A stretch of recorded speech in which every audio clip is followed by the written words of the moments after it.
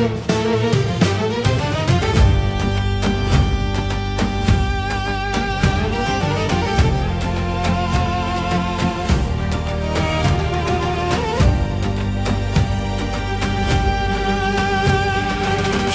yoktur yara öpsem ey gönül yar isteme. Derd için derman bulunmaz rence imar isteme. Dünyanın yarından istersen vefa eglin hanı.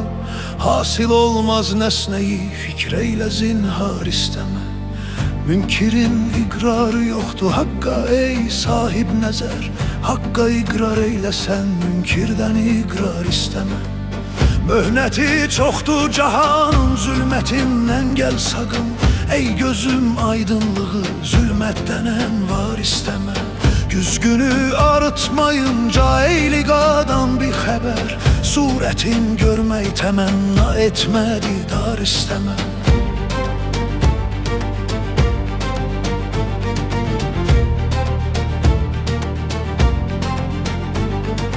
Dünyanın miktarı yoktu ger bilirsen gedrini. Gedrine inanma ondan gedri miktar isteme. Doyma namehrem ne bilsin aşıkın esrarını. Mehrem ol esrara gir ya menden esrar isteme. Bunca mühnet çekmeyince her tikandan bir zaman. Bülbülü aşık kimi çağırma gülzar isteme. İsteyen murdar kerkestir daim ey seçkin kuş. Hazretin şahbazı ol yani ki murdar isteme. Varlığı fanidir ey gafil begasız dünyanın. O begasızdan bega mümkün değil var isteme.